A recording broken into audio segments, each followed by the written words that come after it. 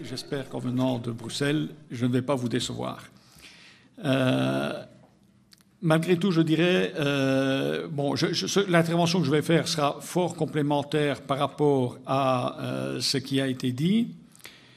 Et pour ma part, déjà, j'ai été fort intéressé par les interventions qui ont été faites ce matin et celle qui vient d'être faite juste avant. Par celles qui ont été faites ce matin, d'abord parce que je pensais, en venant ici, connaissant mal la Suisse, que la Suisse, l'image qu'on s'en fait, c'est l'image d'une île au milieu de l'Union européenne, de la mer qui l'entoure, avec quand même un petit peu des frontières assez étanches et leur propre système, et une indépendance assez significative.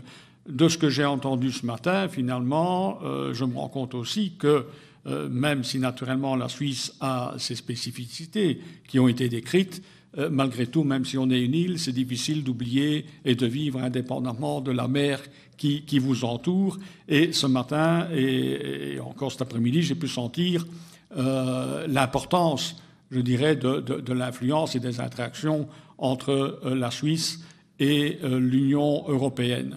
Ce qui m'a frappé aussi, c'est que vous avez finalement, à l'intérieur de la Suisse, un petit peu les mêmes types de problématiques que nous avons à l'intérieur de l'Union européenne. Par exemple, la problématique entre les villes, les cantons et le niveau fédéral. Ben, nous le vivons aussi entre les pays, voire régions, et la sphère, je dirais, le niveau de l'Union européenne. Le parallélisme est assez important et on va le retrouver. Moi, je l'ai identifié en écoutant et vous allez le retrouver finalement aussi un petit peu dans mon exposé d'aujourd'hui. Donc, pour ma part, déjà, le déplacement, en tout cas, était fort profitable. Je vais alors maintenant commencer mon exposé et le titre d'abord, redistribution versus austérité. Et pourquoi j'ai mis ce titre ? Parce qu'il répond, il fait écho effectivement à la demande et à l'invitation d'Attaque Suisse. Pour venir parler notamment des propositions de campagne qui sont mises en avant par le réseau européen d'Attaque. Mais dans quel cadre est-ce qu'on a fait ces propositions ? On a commencé à les reformuler de manière un petit peu cohérente, et on va voir que la cohérence n'est pas encore complète, c'est un processus en cours, mais il y a à peu près 1 an et demi, quand on s'est dit, c'est pour faire face un petit peu aux mesures d'austérité qui nous étaient imposées. Naturellement, tout le monde percevait déjà depuis longtemps que ces mesures d'austérité sont d'abord, je dirais, nocives pour une bonne partie de la population et aussi, quelque part, sont contre-productives et quelque part stupides aussi. Donc ce constat-là, nous ne sommes pas les seuls à le faire, on l'entend partout, nombre d'économistes le font aussi, voire de politiciens. Au-delà de ce constat, nous avons dit, bien, nous sommes quand même, essayons d'être une force de proposition, qu'avons-nous à proposer concrètement comme alternative. Et donc nous nous sommes assis, coordonnés, nous avons discuté au sein du réseau pour essayer de mettre une proposition en avant, les pays étant, je dirais, étant en déficit, mais pour des raisons d'abord qui ne sont pas de malgouvernance, mais qui étaient la conséquence, on ne va pas y venir aujourd'hui, mais très directe un petit peu de la faillite de la finance internationale et privée. Malgré tout, c'est un constat, la plupart des gouvernements sont en déficit et d'un côté, on avait un paquet de mesures d'austérité qui étaient proposées. Qu'avions-nous à proposer de manière réaliste pour le contrer? Et d'où le titre, nous avions un paquet, je dirais, de redistribution et d'autres mesures qui étaient proposées comme contre-projet par rapport à cela. Alors, le plan un petit peu, général de cet exposé va être comme ceci. D'abord, avant de venir aux mesures que je viens, disons, d'annoncer, parler un petit peu du contexte européen, parce que même si vous sentez le contexte européen sur votre île, chez nous, c'est une affaire quotidienne. c'est presque devenu l'affaire la plus importante. Nos politiques au niveau national sont en grande partie déterminées par le niveau européen. Donc il est impossible d'y échapper et on ne peut pas arriver à faire des propositions si on ne prend pas le contexte européen en considération très fortement. Et donc, je vais faire là, vous voyez dans le titre d'abord, indiquer les tendances longues en ce qui concerne les matières fiscales au niveau européen, et aussi en indiquant ce qui se passe aujourd'hui au niveau européen, quels sont les débats qui se tiennent ou qui ne se tiennent pas en matière fiscale. Ensuite, j'en viendrai donc à l'objet que je vous ai annoncé, qui sont les propositions d'attaque contre l'austérité. Et là, nous avions 4 axes à proposer en même temps, qui viennent ensemble, proposer une solution. Les 2 premiers, vous les voyez, je les ai mis un petit peu en gris parce qu'on ne va pas les aborder aussi, mais on doit les citer. C'est la question de la dette, avec tout le mouvement qui est en cours par ailleurs sur les audits de la dette et tout un discours et des propositions sur la question de la dette. C'est un sujet dans lequel on ne va pas rentrer aujourd'hui, sauf à un endroit un peu plus loin, je vais y revenir, mais on ne va pas le traiter aujourd'hui. Sinon que ce sujet, à l'intérieur d'Attaque, n'est pas totalement clarifié. Nous avons des choses sur lesquelles il y a accord, des choses sur lesquelles nous devons prolonger le débat. En ce qui concerne les taux d'intérêt, nous savons que les taux d'intérêt sont une des charges importantes des budgets de l'État. Pour certains États, c'est la charge principale. Et donc, quand les pays sont en déficit, il faut se poser la question de savoir comment on va aussi essayer de réduire les dépenses de taux d'intérêt. C'est une question qui n'est aujourd'hui dans l'espace public très peu mise sur la table, mais ça nous semble une question évidente. Et là, nous proposons en tant que réseau, et nous avons un accord là-dessus, c'est pour dire que les États, quand ils sont en déficit, doivent pouvoir emprunter non pas sur les marchés et payer des taux d'intérêt qui sont des taux d'intérêt du marché, de plus en plus élevés, d'autant plus élevés que le pays est en difficulté, ce qui ne fait naturellement qu'accroître ses problèmes. Prenez le cas de la Grèce, c'est caractéristique. Et donc, au lieu d'aller sur les marchés, un État doit pouvoir emprunter auprès de sa banque centrale. C'est aussi un débat dans lequel on ne rentrera pas aujourd'hui, mais je dois vous le citer comme une des mesures importantes que nous mettons en avant. Les économies naturellement à faire sont considérables. Et enfin, maintenant, on rentrera dans un peu plus de détails sur les 2 propositions principales, enfin les 2 propositions qui touchent à la fiscalité, un impôt exceptionnel sur la fortune et un paquet fiscal qui, on le verra, ressemble très fort à ce qui a été proposé détaillé par Beat il y a quelques minutes. Et enfin, on terminera par des propositions que faire, nous, citoyens, société civile, que faire pratiquement pour essayer de changer le cours des choses. Certaines pistes ont été annoncées, on les rejoint certainement, et puis on en ajoutera peut-être 1 ou 2, et surtout après, ce sera important d'en débattre avec vous. Sur le contexte, alors maintenant, premier point, contexte européen, tendance longue, quelques diapositives là-dessus. La première, c'est celle-ci qui illustre l'évolution du taux d'imposition nominale. Donc c'est celui qu'on applique finalement sur la base imposable. Parce que, bon, on va revenir sur la question de la base imposable ensuite, mais le taux nominal, c'est-à-dire quand vous allez dans un pays où on dit les sociétés ici payent combien, en Belgique, on vous dira c'est 33,99%. Ne me demandez pas pourquoi c'est pas 34%, c'est 33,99%. Mais je dirais, nous venons de 40% il y a pas si longtemps, il y a quelques années seulement. Donc ça, c'est le taux, je dirais, officiel qu'on voit dans la loi, dans les directives. Ce taux officiel a baissé de manière tendancielle, on le voit ici. Bon, le graphique ici commence à gauche en 1993 et se termine en 2010. Nous avons les données à partir de 1986 aussi.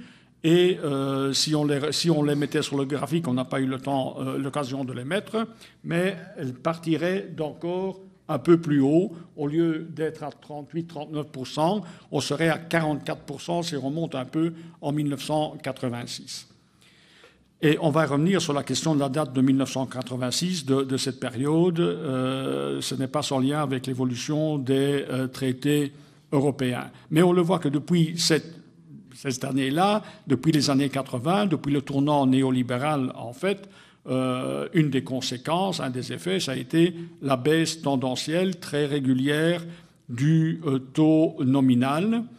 La courbe du dessus est celle en vert de l'Union européenne à 15, avant l'élargissement aux pays d'Europe de l'Est, où la tendance est régulièrement à la baisse du taux nominal, mais qui reste malgré tout un peu plus élevé qu'après l'élargissement et après dilution et élargissement en 10 autres pays. Si on refait la moyenne, l'Union européenne à 27, les taux d'imposition étant nettement plus faible encore dans les pays de l'Est, ça a tiré la moyenne vers le bas et on voit l'évolution. Les taux moyens sont maintenant de l'ordre de 22-23% nominaux. On va y revenir maintenant sur le taux effectif. Mais là, je dirais la tendance est déjà claire et dans le monde, la courbe en noir. Et comme ce graphique a été préparé, dressé par KPMG, comme vous le voyez, grand bureau d'audit, je suppose qu'on peut leur faire confiance, au moins ils ont une expertise pour ces matière-là, c'est clair. Mais on retrouve ces informations à beaucoup d'autres endroits. La même chose pratiquement, et on va passer rapidement sur la diapositive suivante. Ici. Ici, pratiquement les mêmes informations où on met en 1900... Là, le tableau est de 1986 à 2006. Vous voyez qu'on devrait essayer de combiner maintenant les données, mais on a le taux nominal dans la première colonne 1986 et le taux d'application en 2006, et à chaque fois, pratiquement dans tout le pays, une diminution assez importante et assez très caractéristique. On ne va pas rentrer dans le détail. Vous avez eu l'illustration ici dans la courbe précédente. Sous forme de courbe, c'est encore beaucoup plus clair.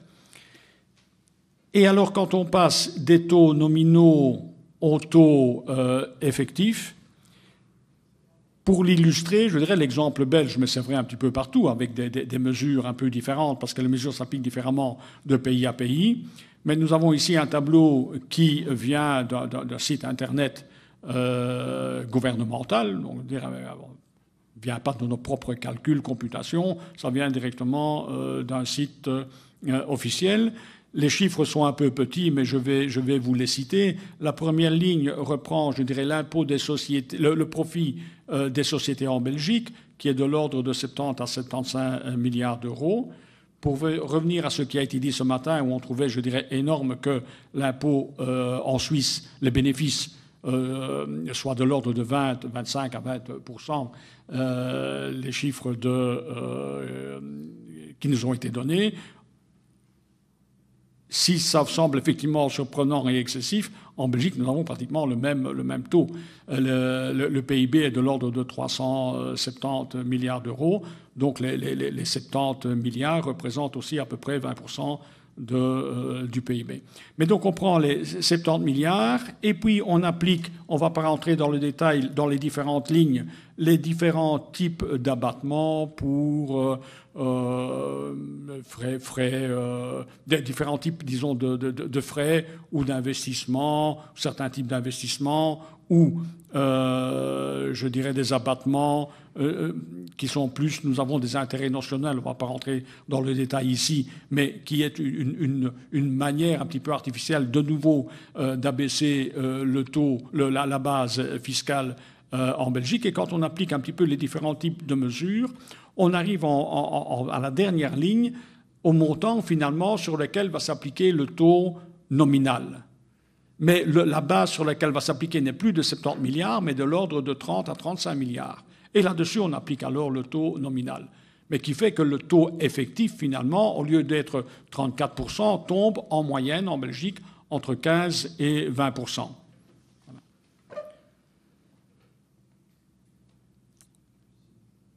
Et quand on parle de moyenne, là aussi, si vous vous roulez, et ce n'est quand même pas anodin, on parlait des multinationales, quand on parle de moyenne, c'est des 15 à 20%. Si vous rentrez maintenant un petit peu dans le détail et vous essayez de voir qui dans les entreprises paye plus ou moins, sans surprise, vous trouvez que les multinationales payent des taux d'intérêt en général en dessous de 10, souvent en dessous de 5%, et les petites et moyennes entreprises payent au-delà de la moyenne forcément. Il faut bien la moyenne, il y en a qui sont en dessous, il y en a qui sont au-dessus, et elles payent en général entre 20 et 30%.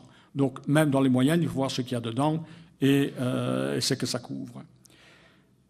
Alors, après avoir donné cette tendance sur les taux, un petit peu la tendance sur ce qui se passe au niveau européen, au niveau politique, aux tendances longues. Et ici, on a essayé de retracer un petit peu l'historique par quelques étapes ou quelques rapports un peu marquants, comment a évolué un petit peu la perception de l'impôt des sociétés en Europe. On trouve ainsi, par exemple, la première ligne en 1962, en 1970, une série de rapports, on en cite deux, qui sont en faveur, je dirais, d'un taux d'imposition élevé et uniforme dans l'Union européenne.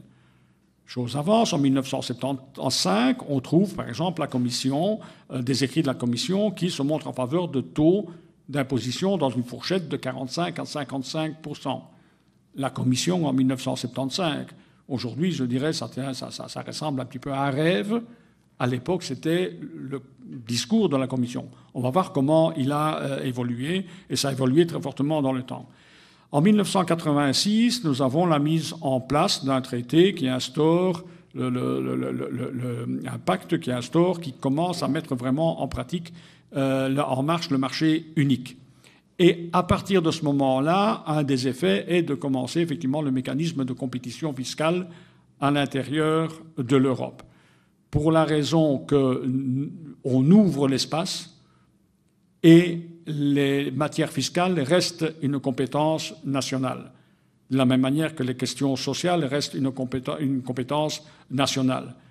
Si vous n'avez pas une coordination au niveau de l'espace économique ouvert, vous mettez en place les conditions finalement de la concurrence fiscale. Ça a été expliqué largement ce matin. Au niveau européen, c'est caractéristique. On peut se rappeler alors ici ce qui a été rappelé par, je pense, M. Norman ce matin, où finalement il a cité un slogan. Vous avez un espace, un pays, on transposera pour l'Europe, mais un pays, c'est un espace économique et c'est un taux d'imposition qu'on doit uniformiser.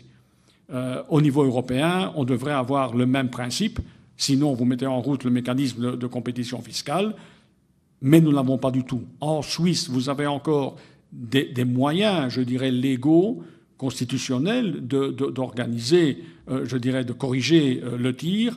Au niveau européen, on va y venir. Nous n'avons pas ces moyens-là. Donc, quand on va venir sur les recommandations et naturellement ce que Beat a proposé à la fin comme propositions sont certainement, je dirais, très intéressantes et on y adhère, il ne faut pas négliger, il faut bien se rendre compte qu'au niveau européen, ce qui est proposé est contre les institutions et les traités eux-mêmes. Donc, si on demande une harmonisation, rien n'autorise à le faire, au contraire, tout pratiquement l'interdit.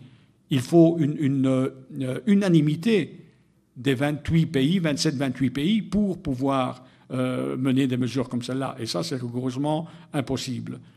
Donc, effectivement, on peut organiser une pression politique, et la pression politique est importante, mais il faut savoir que c'est pratiquement interdit par les traités. Alors, 1990 aussi, les positionnements évoluent, les gens se rendent compte au niveau européen, au niveau politique, qu'il est impossible d'harmoniser les taux, et donc la Commission essaye de faire des choses, notamment sur les règles entre les sociétés mères et sociétés filles. On va y revenir. Je vais essayer d'aller un peu plus vite maintenant. 1992, on trouve un rapport Ruding qui est très connu pour les gens qui s'intéressent aux questions fiscales, où là, on propose un taux d'imposition de l'ordre de 30 à 40%. Par rapport à 45-55, on voit déjà la baisse dans l'évolution de ce qui est acceptable comme une perspective. 1997, rapport Monti, où là est encore dénoncé, Monti c'est toujours le même, hein, celui qui était en Italie, il est toujours présent et il reviendra encore un peu après, mais il parlait encore dans son rapport à l'époque d'une nécessité d'un paquet pour lutter contre la compétition fiscale qui est dommageable. C'était reconnu comme un problème. Mais malgré tout, on voit un peu ensuite réduction du nombre de tranches et des taux les plus élevés. Il y a une dynamique qui continue vers la baisse. En 2008, en Allemagne, c'est un cas intéressant aussi. Quand on parlera par exemple, de base et de taux, quand on parle de taux, il faut toujours le lier à une base. Et ici, on a l'exemple de l'Allemagne où, pour se rendre un peu plus attractive, elle a baissé ses taux à un niveau de 15%. Mais en même temps a élargi la base taxable. Donc la diminution est moins importante que ce qu'il y paraît. D'où, je dirais, la question aussi, quand on parle de taux d'imposition, il faut toujours le lier aussi à la définition de la base taxable. Sinon, on reste un petit peu sur un flou, on ne sait pas vraiment de quoi on parle. On va y revenir aussi. Et enfin, pour les personnes qui sont vraiment... Si vous êtes ici, c'est que vous êtes intéressés par les questions fiscales, je recommande, je dirais, la lecture du rapport Monti de 2010, qui a été rédigé à la demande de la Commission, et il y a en particulier un chapitre 3.5 que je recommande de lire, parce que quand vous le lisez, vous trouvez là, finalement, noir sur blanc, la définition des politiques qui sont pratiquées, mises en œuvre depuis, notamment pour reprendre les points les plus importants. Il commence par reconnaître d'abord la baisse importante des taux depuis 1985 et le fait que les nouveaux pays entrants ont tiré encore à la baisse cela. Donc c'est tout à fait reconnu. Intéressant à noter, c'est qu'après 2008 et la crise, il rappelle que les politiques de relance keynésiennes ont été coordonnées et inspirées par la Commission. Donc je dirais quand les pays se sont endettés pour relancer, ce n'était pas en contradiction avec finalement la Commission, mais laquelle Commission, après, constatant les déficits, va mettre en place une série de mesures, différents pactes dont vous avez entendu parler. Et alors le troisième point, assez hypocritement, il dit « mais ça, nous n'allons pas toucher aux questions fiscales parce que c'est une question de souveraineté nationale. Naturellement, comment pouvez-vous être souverain au niveau national si, dans le même temps, vous êtes dans un marché où les frontières sont ouvertes ?» Mais donc ça, je pense que c'est une déclaration assez hypocrite, mais juste pour dire, on ne va pas s'occuper de la fiscalité, en particulier des entreprises ou autres types de fiscalité, sauf pour, j'ai indiqué TCA, CTVA, et les accises, les impôts indirects, où là, ils se reconnaissent au niveau de la Commission une compétence quand même, parce qu'ils jugent que ces questions-là sont liées à la question du marché intérieur. Et que donc, ils doivent pouvoir intervenir finalement et mettre leur grain de sel sur les questions des TVA et des accises. Vous remarquez au passage que là, ils trouvent qu'ils ont un mot à dire au niveau de la construction du marché intérieur en ce qui concerne des impôts qui seront payés par les consommateurs, par tout le monde, par les citoyens. Par contre, ils ne se reconnaissent pas de compétences, ils se lavent les mains en ce qui concerne l'impôt des sociétés. Ce serait important de se souvenir de ça, je pense, quand on va y venir aux propositions qu'on va faire et aussi aux espoirs qu'on peut mettre sur, en tout cas, certains niveaux de la politique. Et enfin, dans le même rapport, il annonce qu'il faut assurer un transfert de la taxation directe vers la taxation indirecte, avec également un accent sur les taxes vertes. C'est écrit noir sur blanc, il ne faut pas l'interpréter, il suffit de le reprendre et puis de faire une petite synthèse comme je l'ai fait sur cette diapositive. Et donc, il cite comme voie à suivre pour avancer au niveau de la fiscalité.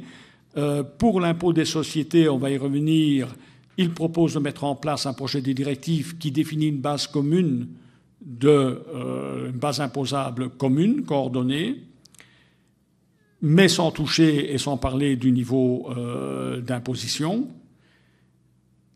Deuxièmement, sur les taxes à la consommation, il recommande d'augmenter la TVA ou de limiter les taux les taux réduits. Nous avons par exemple en Belgique, dans certaines conditions, des taux sur les travaux de construction qui sont à 6%. Bon, il est question d'éliminer progressivement tous ces taux-là pour les ramener au standard, je dirais, de 20 à 22%. Certains pays ont depuis même augmenté ce standard à 23%, etc., pour compenser notamment la baisse des rentrées fiscales, les entreprises qui payent moins. Comme ça a été très bien expliqué ce matin, ce que les entreprises ne payent pas, si vous voulez à peu près maintenir les services publics rendus, vous devez augmenter les taxes indirectes. Donc là, ils recommandent, noir sur blanc, d'augmenter les TVA et donc les taxes indirectes et aussi les taxes environnementales. Alors, qu'est-ce qui est en cours au niveau européen?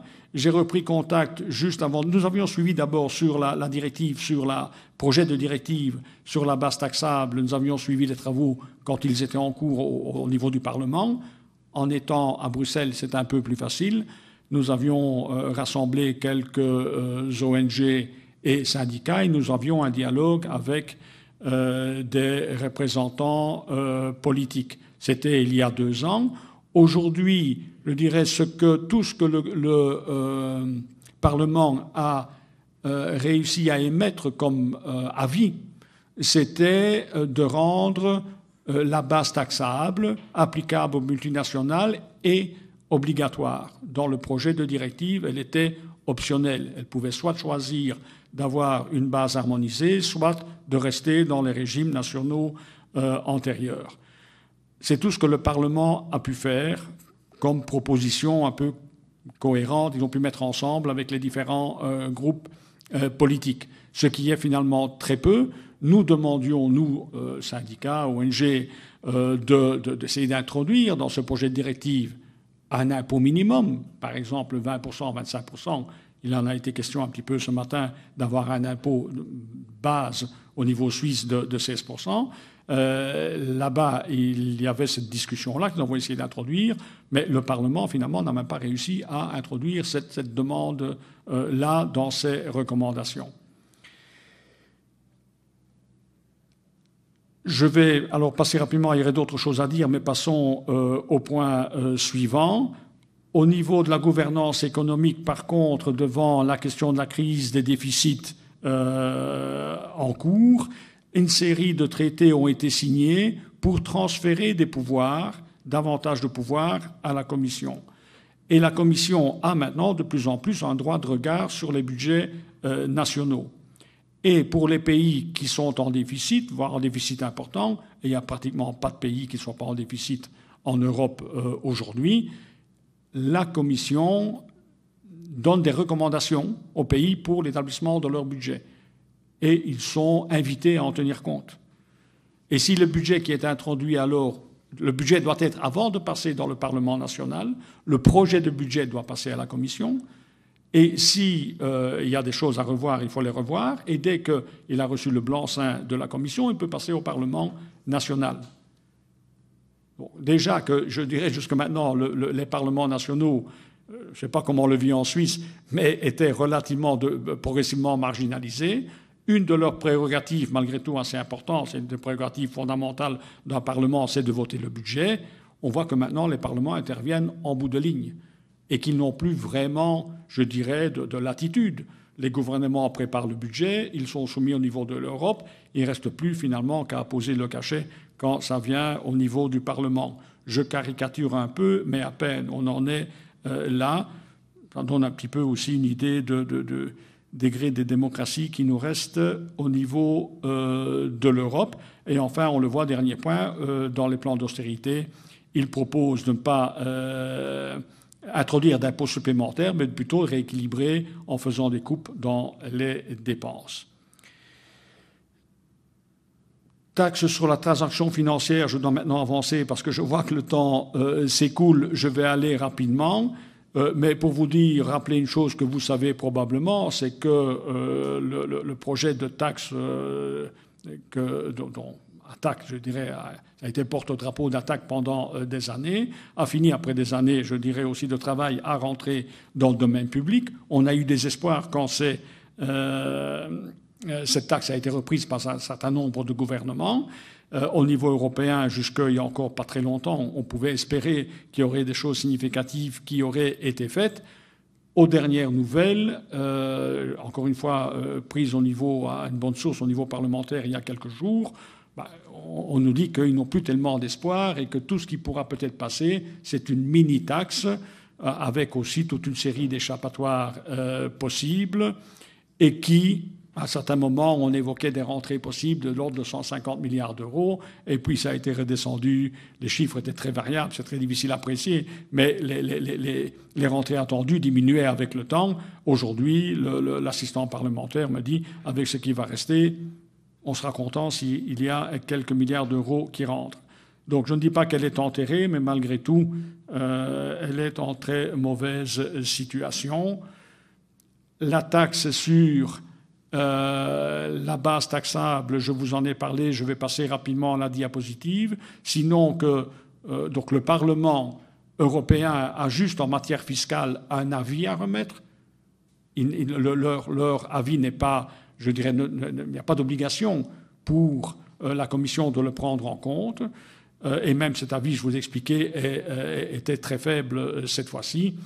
Et pour le moment, ce projet de directive est au niveau du Conseil et il n'y a pas vraiment d'écho que ça va avancer beaucoup. Une autre chose qui est en cours, on va y revenir, c'est les échanges d'informations. Nous avons, au niveau d'attaque, depuis longtemps, ça a été rappelé ce matin, des demandes en matière d'échange d'informations, voire échange automatique entre les différentes administrations fiscales. Jusque maintenant, nous n'avons pas beaucoup avancé là-dessus. Il y a des choses qui font bouger un petit peu les choses, et ça nous vient finalement d'outre-Atlantique, des USA, où ils ont mis en place un acte qui est le FATCA, maintenant il faudrait que je me rappelle pourquoi, disons... donc c'est un acte, c'est une réglementation aux États-Unis par laquelle ils demandent qu'il y ait une coopération et qu'ils puissent avoir les informations qui concernent leurs ressortissants dans quelques pays que ce soit. Et donc là, les Américains mettent finalement la pression là-dessus, et une pression quand même assez solide. Ils ne le demandent pas juste poliment, ils disent on vous le demande, mais si on n'arrive pas à trouver un accord d'échange d'informations, on va prélever 30% à la source pour tous les mouvements de capitaux qui vont vers vos pays respectifs, voire même on pourrait interdire aux institutions bancaires qui ne collaborent pas, leur interdire de professer, d'agir aux États-Unis. Donc je dirais, bon, les États-Unis, c'est quand même, au point de vue économique, c'est énorme, et pour des grosses institutions bancaires, c'est pratiquement pas possible de se couper le marché financier américain. Donc là, il y a des pressions importantes qui se mettent en place. Ça ouvre effectivement une porte un peu sérieuse à l'échange d'informations, parce que, notamment au niveau européen, il y a dans les accords, dans les traités, des clauses de type la nation la plus favorisée. Si une nation, un pays européen accorde un certain type de facilité, passe des accords avec un pays tiers ou à l'intérieur de l'Union européenne, il doit l'appliquer également à tous les autres pays de l'Union européenne. Donc s'il y a des accords finalement qui sont passés d'échange automatique d'informations avec les États-Unis, ils devront aussi s'ouvrir au niveau européen. Donc là, il y a quand même un espoir d'avancer dans cette direction qui était freiné récemment surtout par l'Autriche, le Luxembourg et la Suisse naturellement, même en n'étant pas dans l'Union européenne, est maintenant directement impliquée. On en a parlé aujourd'hui déjà. Et donc, je dirais, au niveau du Parlement européen, que se passe-t-il? Je dirais, comme ils ont très peu de possibilités d'influer sur les questions fiscales directement, par exemple en demandant un taux minimum, qu'ils ne peuvent pas faire, ils essayent de mettre un petit peu d'effort indirectement, dans d'autres types de directives sur le blanchiment d'argent, directive épargne, etc., pour essayer là, au cours de révision, quand on révise une directive, de boucher, disons, les trous ou les échappatoires les plus flagrantes. Au niveau européen, c'est le seul espoir qu'ils peuvent avoir, c'est d'influer un petit peu dans cette direction-là. On en vient maintenant, alors, ça c'est le niveau européen pour vous, donc si on se rappelle, tendance longue et lourde à la défiscalisation des entreprises et aussi aucune volonté de la Commission de remettre de l'ordre là-dedans. Au contraire, il recommande de transférer la fiscalité des entreprises et du travail vers la fiscalité indirecte, qui est à peu près le contraire de ce que nous voudrions faire. Alors, au niveau d'attaque, je vais essayer d'aller un petit peu plus vite maintenant. J'ai passé pas mal de temps sur la première partie. Une première proposition, c'est un impôt exceptionnel sur la fortune. Ça vient d'où? Ça part du constat. C'est un graphique un petit peu compliqué, pas si compliqué, mais inhabituel, je dirais. On ne le voit pas souvent, et je pense qu'il nous apprend beaucoup. Et ça va, je pense, dans le prolongement directement de ce que Beat a expliqué tout à l'heure. Depuis 1950, ici j'ai sorti le document d'un livre de Helmut Kreutz, il montre l'évolution par rapport au PIB. Vous voyez le PIB, les deux lignes verticales en vert, GDP 100%. Donc c'est en faisant abstraction de l'inflation ou de l'augmentation de PIB, c'est ramené au PIB. On voit qu'en 1950, dans le bas, la somme, je dirais, des avoirs monétaires, qui est la courbe de droite, était d'environ 60% du PIB.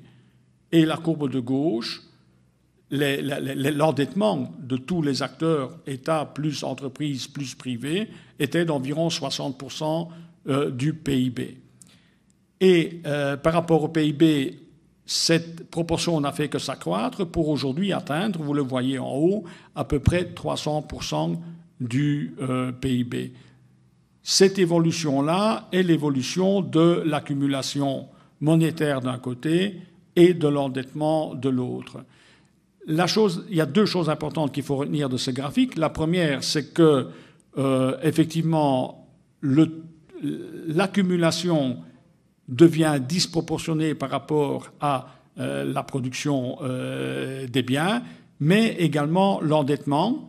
Et comme vous le voyez sur la courbe, l'endettement est une image, totalement une image des avoirs monétaires. On n'a pas le temps de rentrer dans le détail, je dirais, de la création monétaire et de débattre, ce n'est pas l'objet aujourd'hui, mais c'est important de se rappeler que ces deux phénomènes, donc un très fort accroissement par rapport des deux choses, dette et monnaie et accumulation monétaire par rapport au PIB, et que l'un est l'image de l'autre. Et ça se rattache directement à ce que Beat a expliqué tout à l'heure. On va parler ensuite, je dirais, du paquet fiscal dans lequel on va parler de l'imposition qui doit être plus importante. Mais quand vous avez fini d'imposer, si vous imposez à 20, 30, 40, 50%, il reste toujours une partie qui n'est pas imposée et qui, si elle n'est pas dépensée, vient gonfler toujours le volume du capital qui est en place et qui finit par devenir un problème et une source d'instabilité, ça a été dit. Donc c'est vrai qu'il faut imposer le plus haut possible. Mais que fait-on de ce qui n'est pas imposé et qui est accumulé? C'est là qu'intervient, je dirais, l'impôt exceptionnel sur la fortune. 1950 jusqu'à 2000, en 50 ans, on voit comment l'effet de cette accumulation. Il faut pouvoir, pour réduire le danger de crise et les endettements, notamment l'endettement des États, pouvoir aller reprendre, et effectivement, là, ce serait un impôt de type, on peut appeler confiscatoire, confisquer une partie des avoirs pour venir dégonfler les avoirs monétaires et donc les marchés financiers, et en même temps dégonfler le niveau de l'endettement. Donc ça, c'est une mesure qui nous semble importante, et je pense qu'avec ce qu'a expliqué Beat, on se rejoint là tout à fait. nous avons quand même au niveau aussi, je dois l'avouer, je dois le dire, au niveau d'attaque, des débats sur, effectivement, quand on prélève l'impôt sur la fortune, qui peut être très important, on parle de 20 à 50% de la fortune accumulée. Là, quand on disait, disons, ça peut sembler utopique, mais à la réflexion, qu'est-ce qu'il y a d'utopique là-dedans? Je dirais, quand l'accumulation devient un problème et les marchés financiers deviennent un problème, comment peut-on continuer à dire que c'est un problème si finalement on n'essaie pas d'en réduire l'importance? Idem pour l'endettement. Malgré tout, nous avons au niveau un débat à poursuivre au niveau d'attaque pour savoir ce qu'il faudrait faire. Il y a un accord donc, pour dire qu'il faut prélever un impôt important sur la fortune accumulée, mais que faut-il en faire? Là, il y a deux pistes données. Une qui est en profiter, l'utiliser pour annuler la dette existante, et d'autres qui disent non, il faut l'utiliser pour réinvestir dans les conversions économiques et les besoins sociaux. Il y a un débat qui n'est pas achevé.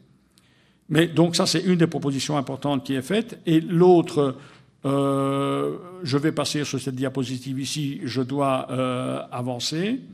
Et sur le paquet fiscal, là, finalement, quand j'ai entendu, j'ai reçu d'abord, avant de venir ici, la présentation de Beat, et j'ai eu l'occasion de comparer ce que nous proposions avec ce qui était dans le pacte, le Steuer Pact, et finalement, j'ai pu mettre presque point par point les deux choses en parallèle.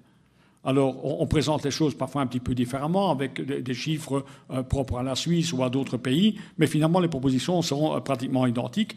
L'impôt sur les sociétés, et là, je vais citer quelques chiffres. Pourquoi je vais citer quelques chiffres ici? Parce qu'à la fin, on va voir comment l'accumulation de ces différentes mesures fiscales, dont aucune n'est véritablement révolutionnaire, je ne parle pas maintenant de la précédente, qui est l'impôt exceptionnel sur la fortune, sur lequel il faudrait sans doute prendre un peu plus de temps pour discuter, parce que c'est nouveau et ça semble très radical. Ici, ce qui est proposé est finalement, je dirais, pratiquement du sens commun. L'accumulation de ces mesures, on va le voir, est de nature à proposer un plan tout à fait alternatif et réaliste aux mesures de coupe budgétaire. Le premier, de l'impôt des sociétés, on peut maintenant passer rapidement. Si on va vers un taux effectif de l'ordre de 20 à 50% des bénéfices, je vous rappelle 50% après la guerre, c'était un taux tout à fait courant. Ça a rien de... Aujourd'hui, ça semble utopique, mais c'était un taux qui n'est pas du tout excessif en soi. Mais ça permettrait de faire passer les contributions des sociétés du bénéfice de 3% du PIB à 6% du PIB. 3%, vous avez le même chiffre que je vois en Suisse, mais c'est un chiffre qu'on retrouve un peu partout. On peut, sans aucun problème, quand on a des taux effectifs qui sont de l'ordre de 15 à 20%, on peut, si on les remet à 30%, 35%, pratiquement les doubler, passer de 3 à 6% du PIB. L'impôt sur la fortune, si là on ne parle plus d'un impôt exceptionnel, mais d'un impôt régulier sur la fortune, si on applique 1% si on applique un taux de l'ordre de 1% sur la fortune, on voit que ça a un effet, je dirais, dans les rentrées fiscales de l'ordre de 1% du PIB. Donc ici 3% la première mesure, et puis on gagne 1% ensuite.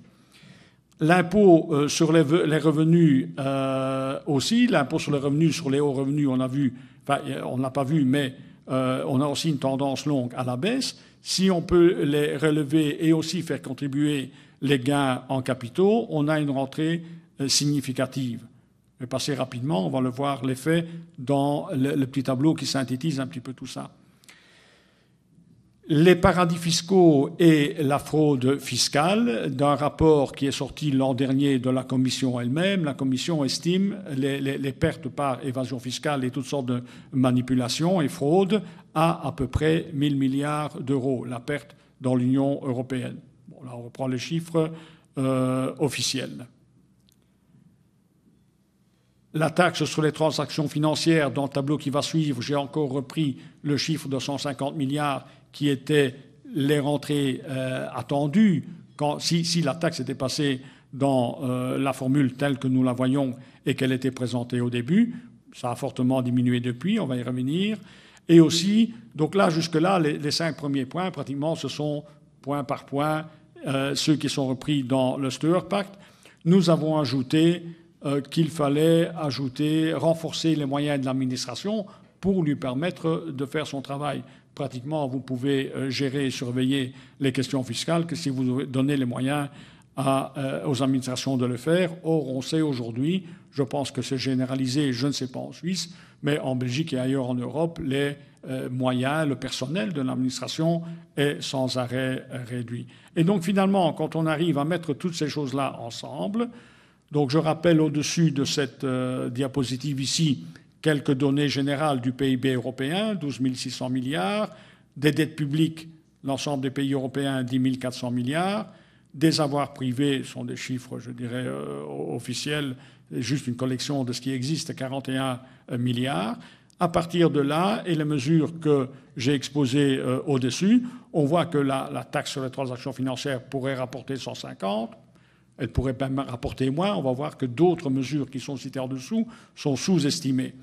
Donc ça ne change pas vraiment le total. L'impôt sur les fortunes, 41 milliards 600, vous mettez à 1%, vous récoltez 416 milliards d'euros par an.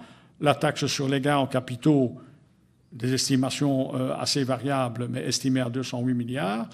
L'impôt des sociétés, où on rajoute 3% du PIB, le PIB est à 12 600 milliards, 3% de ça, c'est 378 milliards. Et le combat contre la fraude fiscale, vous voyez que nous avons été modestes, nous n'avons compté que 1,25% du PIB, 157 milliards. Nous sommes beaucoup plus modestes que les chiffres de la Commission, donc on est très conservateurs. Donc même si la taxe sur les transactions financières, on dit non, vos chiffres-là, vous avez dit un petit peu n'importe quoi, c'est plutôt 50 milliards, pas de problème. Je dirais le total, ça ne change pas grand-chose sur le total, puisque d'autres chiffres sont aussi largement sous-estimés. Et donc, par an, on voit qu'il y a un manque à gagner, sans problème, disons, d'à peu près 1300 milliards, en appliquant des mesures qui ne sont pas des mesures extraordinaires, révolutionnaires, confiscatoires. Si on compare les 1300 milliards au PIB, on se rend compte qu'il y a là à peu près 10 à 11%.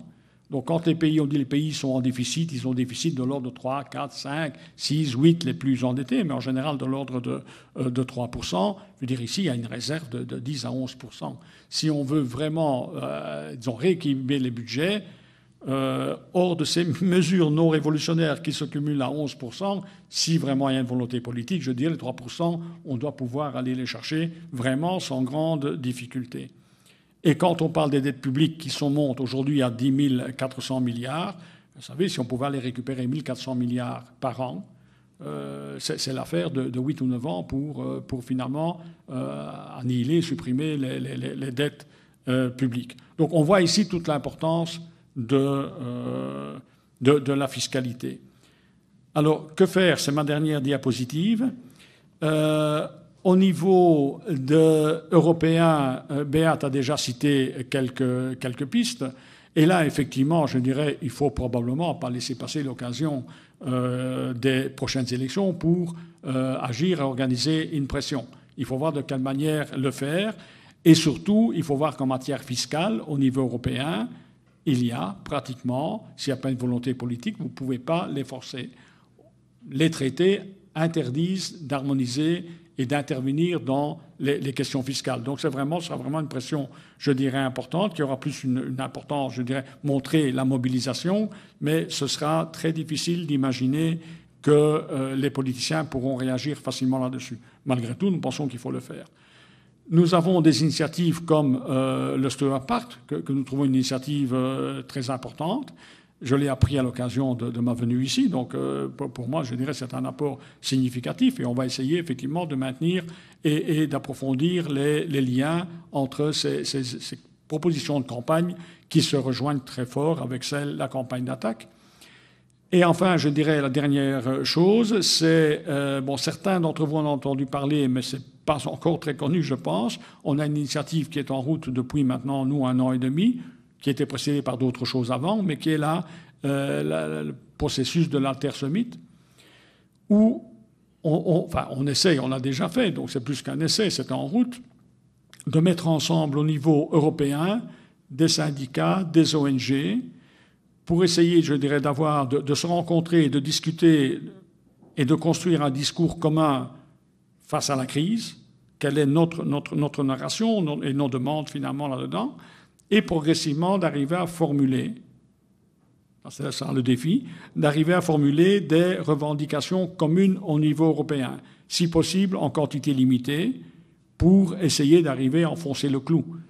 Si on essaye d'enfoncer 100 clous en même temps, il n'y en a aucun qui rentre, mais si on essaye à 50 organisations à enfoncer 1 ou 2 clous, on a peut-être une possibilité de faire quelque chose. C'est un petit peu le défi qui est devant nous. Malgré tout, l'Altersummit pour les personnes qui ne connaissent pas, vous tapez Altersummit en un mot .eu et vous allez trouver là-dedans le manifeste que nous avons élaboré ensemble au niveau européen. C'est quand même pas anodin, c'est la première fois à notre connaissance, je dirais, qu'il y a un document comme ça commun qui est sorti et qui n'est pas de l'eau tiède. Je veux dire, quand vous regardez, il y a des choses le message assez fort là-dedans.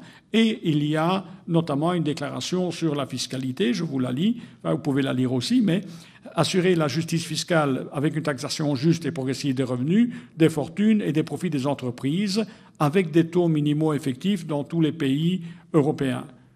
Revenir sur les augmentations des taxes sur la consommation, donc c'est aller à l'opposé de la direction actuelle de l'Europe, et les réduire sur les produits de première nécessité, et enfin interdire les paradis fiscaux et renforcer la lutte contre la fraude et l'évasion fiscale. Donc, juste pour vous dire que là aussi, je dirais, il y a un ensemble d'associations qui adhèrent totalement aux messages qui ont été proposés aujourd'hui, soit même très similaires à ce qui a été proposé ce matin, ou proposé directement par Beat, ou dans la campagne d'attaque. Donc, c'est un autre endroit où on pourrait agir. Voilà, donc je vais terminer avec ça. J'ai été plus long, probablement un peu plus long que je n'aurais dû. Et ce que je trouve serait important aujourd'hui, maintenant, sur les constats, je pense qu'il y a une assez grande communion, si j'ose dire, sur les constats et probablement sur des propositions. Les choses sur lesquelles nous devrions avancer ensemble, c'est sans doute maintenant sur les propositions concrètes et les campagnes, voire plus, ou les actions que nous pourrions mener ensemble. On a fait quelques propositions, mais nous sommes là ici pour avoir aussi un dialogue. Merci. Tu as évoqué des 1000 milliards là, de différents chiffres, mais quand on parle de la masse monétaire, sait-on quelle est la masse monétaire qui circule? Parce que cette masse monétaire, elle est créée à 95% aujourd'hui ou bien 98% par des papiers valeurs qui n'ont plus rien à faire avec les références des banques centrales. Et moi je trouve que c'est un des premiers problèmes. Est-ce qu'on se pose la question de la régulation de cette masse monétaire qui nous permettrait quand même de vérifier un certain nombre de fonctionnements des flux financiers? Parce que parler de flux financiers puis de taxation quand on ne sait pas ce que les banques font et qu'on ne sait pas la quantité de masse monétaire que les banques trafiquent chaque année, hein, ou même chaque jour, donc c'est quand même notre difficulté première. Je la pose non pas pour rendre encore plus complexe notre discussion, mais moi je n'ai aucune confiance dans les chiffres qu'on nous fournit aujourd'hui. Mais aucune. Quand j'ai pu vérifier dans différentes études ce qui se passe, on nous raconte bien ce qu'on veut nous raconter, mais vos chiffres, ils sont un peu impressionnants, mais ceux qu'on pourrait avoir réellement pourraient être encore plus impressionnants. Bon, la question de la création monétaire par les banques privées, on est d'accord sur le chiffre de 95 à 98%. Dans mon esprit, ce serait même 100%, mais on ne va pas rentrer dans ce débat-là aujourd'hui. Sur le rôle des banques centrales, la création monétaire, etc., je pense qu'il y a un accord assez large pour dire que la création monétaire est faite principalement par les banques privées. Pourcentage, on peut discuter un peu. Et il y a une discussion quand même aussi sur le rôle effectif des banques centrales. Alors, sur ces deux questions-là, nous avons aussi un petit peu des débats à l'intérieur d'Attaque. Il n'y a pas une lecture commune là-dessus. Et comme nous avons des discussions, des divergences de vues régulières et que nous n'arrivions pas à avancer au cours de petites rencontres où c'était un des 10 points à l'ordre du jour. On a décidé d'avoir une réunion fin novembre, début décembre, de passer 2 jours à échanger nos points de vue là-dessus, constater des points de convergence, constater des points de divergence certainement, et puis nous allons essayer de mettre un programme de travail là-dessus pour aller probablement, un des objectifs serait l'Université européenne 2014, août 2014, où, ayant constaté le point où il y a des choses à éclaircir, on pourrait très bien mettre un petit programme de travail et de clarifier encore un petit peu plus les choses à cet horizon-là. Mais c'est vrai que la création monétaire, et notamment, je dirais, d'avoir un pôle, disons, bancaire public, est une question importante. Le rôle des banques centrales est une question importante et l'ensemble n'est pas toujours très bien compris. Donc on doit essayer d'avancer là-dedans. Et là, on vous rejoint tout à fait. Sur les chiffres sur lesquels on croit encore pas, moi j'aurais tendance à croire les chiffres, je dirais, que je trouve dans les publications des bilans, qui soient soit les bilans des banques elles-mêmes, soit les bilans qu'on trouve dans les banques centrales. Je ne vois pas a priori comment ils pourraient manipuler et pourquoi ils devraient le faire. Ils ont de toute façon un discours qui procède beaucoup avec du discours et de la communication qui finalement masque des chiffres qu'on peut trouver, à mon avis, mais qu'il faut savoir alors se donner la peine d'aller chercher, d'interpréter et de comprendre. Donc sur les chiffres a priori qu'on trouve dans les bilans, j'aurais tendance à croire qu'ils ne sont pas faussés. Ceci dit, il y a aussi, et c'est reconnu depuis de nombreuses années, le développement de ce qu'on appelle le shadow banking. Donc il y a toute l'organisation, disons, de prêts, etc., qui normalement est du ressort des banques. Une partie significative est sortie du bilan des banques et se traite en dehors. Et donc n'est plus régulée, n'est plus contrôlée, notamment par la Banque centrale ou la Banque internationale des règlements. Et donc le shadow banking, c'est difficile à estimer. Les chiffres que j'en ai, c'est que le shadow banking pourrait être du même ordre de grandeur que, disons, les masses monétaires qui sont gérées dans les banques elles-mêmes. Donc effectivement, il y a aussi une partie de cette activité qui est cachée, quoi, qui n'est pas connue. Alors d'abord lui. J'ai une question qui touche au fond ce que tu as dit. On veut réduire un peu les dettes de l'État ou bien augmenter le revenu de l'État. Mais on pourra aussi augmenter le revenu de l'État si la Banque centrale européenne pourrait racheter toutes les dettes et demander le même pourcentage d'intérêt que les banques payent quand la Banque centrale prête l'argent. Ça représenterait un somme important. Peut-être que tu pourrais dire quel ordre de grandeur ça pourrait représenter. Ça dépend de l'intérêt moyen qu'il paye. Je ne connais pas. Oui, ben la réponse, je pense, est relativement courte. Je dirais, si on prenons le cas de la Belgique, l'endettement est de l'ordre de 100% du PIB. Pour connaître ce qu'on paye, il suffit de prendre ça fois le taux du marché. Si nous payons aujourd'hui de l'ordre de 3% sur les marchés, c'est un peu l'ordre de grandeur, un peu plus de 3%. En Belgique, ben voilà, 3% du PIB est versé à titre d'intérêt à des institutions privées. Si l'État pouvait aller, l'État belge, emprunter auprès de sa banque nationale, naturellement, c'est une économie qu'elle ferait. L'Allemagne, le taux est un petit peu inférieur, de l'ordre de 2 à 2,5%. Mais si vous prenez des pays comme la Grèce, l'Italie et l'Espagne, qui ont un taux d'endettement important, la Grèce de 180% du PIB, si vous appliquez des taux de l'ordre de 5%, vous voyez tout de suite 180%, ça fait 9% du PIB qui part en versement d'intérêts. C'est insupportable. Naturellement, une bonne partie de la solution, si elle pouvait emprunter auprès de sa banque centrale, une grosse partie de ces problèmes serait résolue de ce fait-là, c'est clair.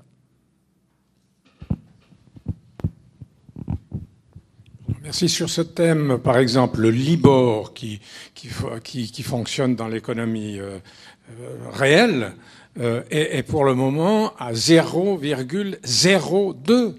Ça veut dire qu'une banque qui emprunte à une autre banque peut emprunter pour une année 1 million et va payer 200 francs de charge. C'est le chiffre classique qu'on connaît. Alors quand on entend les 3%, voire 6 et quelques qu'on a eu prononcés pour la Grèce ou pour le Portugal, c'est absolument indécent. Bon, je fais cette remarque, mais la question que je voudrais poser, j'ai un chiffre que j'ai lu, je ne sais pas où, est-ce que c'est dans les documents d'attaque ou dans un des bouquins que j'ai lus, les échanges quotidiens sur le plan international, hein, les échanges de monnaie et de titres, qui sont un truc complètement fou depuis que c'est les ordinateurs qui font le travail tout seuls, seraient de l'ordre quotidien de 4 millions de milliards. Je me rappelle, quand je m'occupais de ces chiffres, que j'avais des choses à dire à d'autres niveaux, on en était déjà à 1500 milliards, c'est à la fin du siècle passé. Et maintenant, j'ai entendu ce chiffre complètement fou. Est-ce qu'il tient la route? Parce que j'ai pas retrouvé l'endroit où j'avais ce chiffre. Alors ça m'intéresse de le savoir.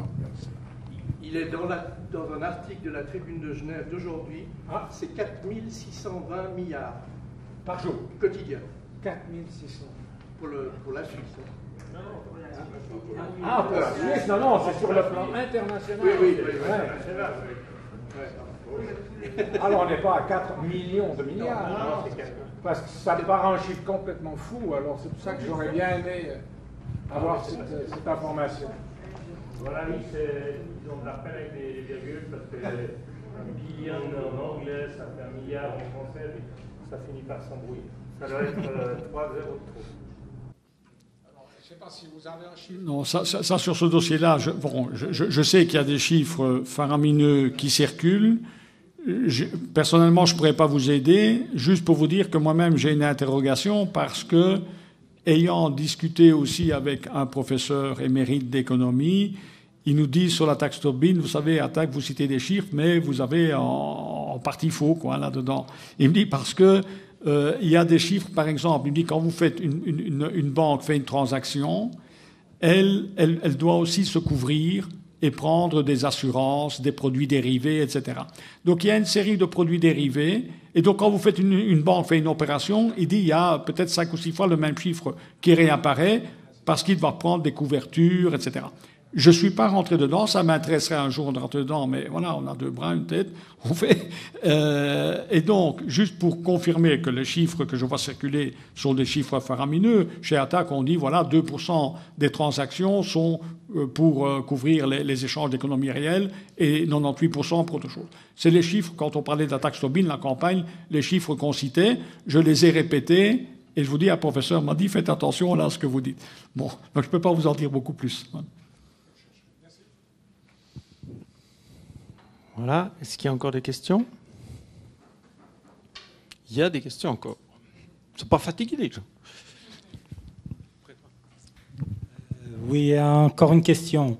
Dans les tendances au niveau de l'Union européenne que tu as indiquées, tu as parlé qu'une des tendances est vers les taxes vertes, la TVA et les taxes vertes. Alors, est-ce que vous avez discuté de cet aspect dans Attac et comment vous vous positionnez sur ces différentes taxes? Oui, j'ai une question. Tu l'as soulevée au début de ton exposé, mais est-ce que tu pourrais un peu revenir sur la campagne des audits sur la dette qui se déroule actuellement en Europe?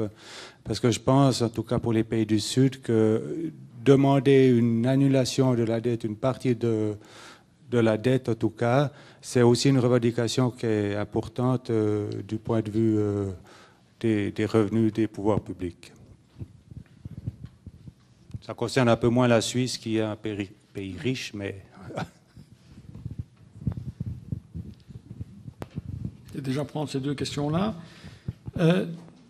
La TVA et les taxes vertes.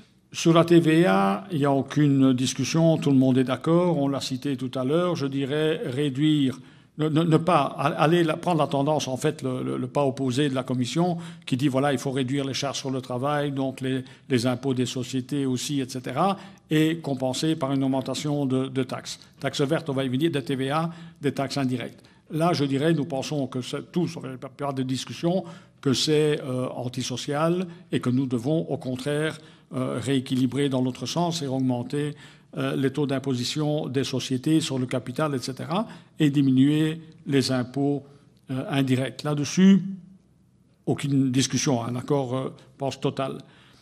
Sur les taxes vertes, c'est un petit peu plus délicat. il y a les effets positifs et négatifs. Les effets positifs qu'on peut voir, c'est que effectivement, si on veut orienter les habitudes des gens, un moyen de le faire, c'est effectivement de taxer les comportements un peu plus nocifs au niveau environnemental et détaxer les autres, et par un incitant fiscal, essayer d'orienter les habitudes. Je pense que ça, c'est un effet positif, il faut le reconnaître positivement. Un autre effet positif qui semble un petit peu, disons, contradictoire,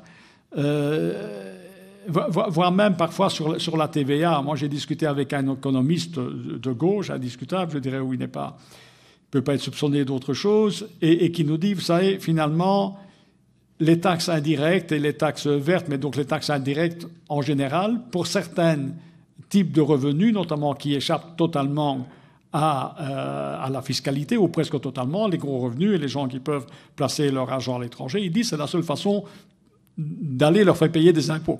Donc ils disent prenons toujours ça, et puis avec ce qui est récolté, même si c'est parmi, je dirais, si ça semble antisocial au départ, mais c'est de l'argent dans lequel on arrive à attraper aussi ceux qui normalement n'en payent pas des impôts, et puis voyons comment on redistribue ça.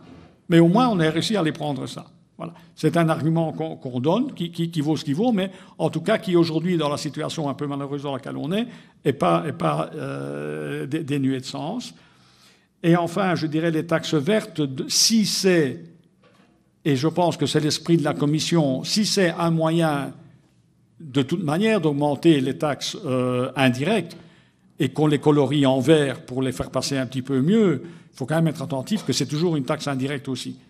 Donc ça c'est le côté, je dirais, négatif que je verrais à la chose. Donc c'est une discussion qui est un petit peu délicate pour ces raisons-là, à mon avis. Alors, pour la campagne d'audit citoyen, je suis resté un petit peu sur la diapositive, un petit peu en prévision de peut-être cette discussion qu'on pourrait avoir. Et il y a, sur le principe de faire des audits, tout le monde est d'accord, je dirais, il y a unanimité parmi les organisations, les syndicats, enfin tous ceux qu'on touche, ils disent oui, il faut faire des audits, essayer de comprendre ce qui se passe. Sur maintenant la question de l'annulation, et notamment, je dirais, il y a des questions qui font débat, c'est la notion de dette illégitime. Ça fait débat, il n'y a pas unanimité. Même chez Attac, c'est pas tout à fait... Il y a une minorité pas tout à fait négligeable qui a un problème. Enfin, moi, j'ai un problème avec cette notion de dette illégitime. Et la conclusion qu'on en tire d'annulation de dette, du dette qui serait illégitime, sans dire comment on va annuler la dette.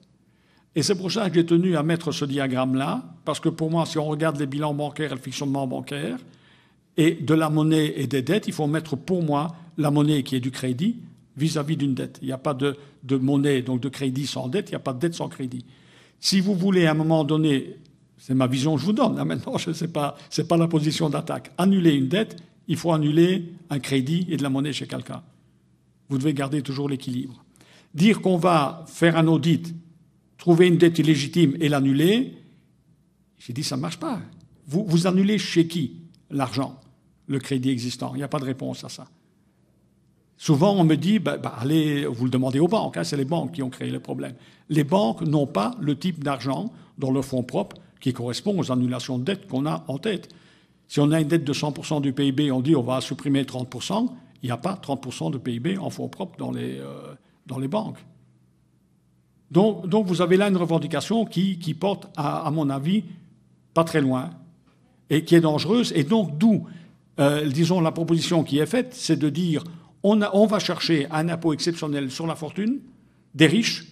Ça touche principalement les 2% supérieurs. Hein. Quand on regarde dans le détail, les mesures qu'on propose, ça allait toucher vraiment les super riches. Et on dit c'est confiscatoire. Oui, ok, c'est confiscatoire. Il n'y a pas d'autre moyen que de prendre des mesures confiscatoires dans mon esprit, quoi. On confisque et on annule la dette correspondante. Voilà. Donc ça c'est un débat qui est ouvert. Ce que je vous donne ici, c'est une position qui n'est même pas la position majoritaire chez Attac. Mais c'est une position chez certains chez Attac. Mais je dirais, quand on a commencé un audit en Belgique aussi, et dans l'audit, le CADTM a fait des propositions sur une méthodologie plus d'une organisation, je dirais, moi j'ai posé la question, mais j'ai des syndicats et d'autres organisations qui disent, nous on n'est pas la dette illégitime, ça, on a un problème avec ça. Et donc il faut apporter peut-être une autre réponse, c'est un débat. La proposition que je propose, c'est de lier ça avec l'impôt exceptionnel sur la fortune. OK, on annule des dettes, on va, et ça je reprends les termes de Béat, je dirais, on va rechercher l'argent. C'est confiscatoire, on va rechercher l'argent chez des super riches et on annule la dette en conséquence. Voilà, il faut s'orienter. Voilà, c'est un débat qui est ouvert, hein, totalement chez nous. Bon, juste sur les annulations de la dette, j'ai entendu Eric Toussaint plusieurs fois, voire je pense 4 à 5 fois expliquer ce qui s'est passé en Équateur. Alors c'est vrai que là, ça suppose alors le gouvernement complètement derrière l'annulation de la dette, mais c'était une annulation complète et globale, partielle, on est d'accord, c'est-à-dire qu'en fait, les bons du Trésor ont passé d'une valeur 100 à une valeur 30 du jour au lendemain, avec une continuité de la vie du bon du Trésor par la suite, mais qui valait plus que 30%. Avec pas du tout une remontée faramineuse les jours qu'on suivit. C'était en fait conservé comme ça, avec en fait un système encore après de rachat par l'État. Mais disons qu'il y a des solutions pour un pays, mais à condition bien entendu que le gouvernement est d'accord avec la démarche, mais il y a des solutions de simplement réduction globale de l'ensemble des bons du Trésor. Donc il ne s'agit pas d'aller chercher qui est possesseur du bon machin qui est en fait un bon qui serait odieux, hein, parce qu'il y a encore 2 niveaux, il y a le niveau odieux et le niveau illégal, mais disons, il y a moyen d'agir comme ça. Quand c'est une proportion aussi importante qui est odieuse, hein, carrément odieuse, avec des militaires qui sont mis dans les poches eux-mêmes l'argent, je pense qu'il y a à agir sur la valeur des bons du Trésor. Oui, ben, rapidement sur la question de l'Équateur. Effectivement, en Équateur, ils ont fait une opération qui, à mon avis, je dirais, ils ont eu raison de la faire. Il faut juste quand même donc se rappeler, c'est que quand le bon ne vaut plus que 30%, il y a bien un créditeur qui a perdu 70%. OK. Alors, ou bien on dit on annule, et alors ça c'est une conséquence, il y a quand même quelqu'un qui paye, ça c'est clair. C'est celui qui détient le bon qui se retrouve avec un truc qui vaut plus que 30% de la valeur.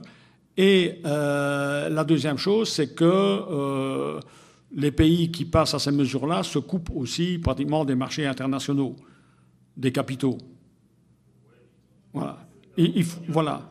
Alors, je dirais, l'Équateur a sans doute des raisons de le faire. Moi, je ne critique pas la position de l'Équateur, au contraire. Je dis les conséquences sont de ce type-là. 1, il y a bien quelqu'un qui paye. 2, qui ne reverra pas son argent. Et 2, on se coupe des marchés internationaux de capitaux. Est-ce qu'il faut vraiment le faire? Au lieu de faire ça, c'est une alternative. Au lieu de faire ça, est-ce qu'on ne peut pas imposer les super riches par une mesure tout à fait légale? On sait chez qui on va chercher l'argent. Quand vous avez, par exemple, des bons d'État ici, votre fonds de pension a aussi des bons d'État. Voilà. Donc c'est un petit peu, vous coupez. Voilà.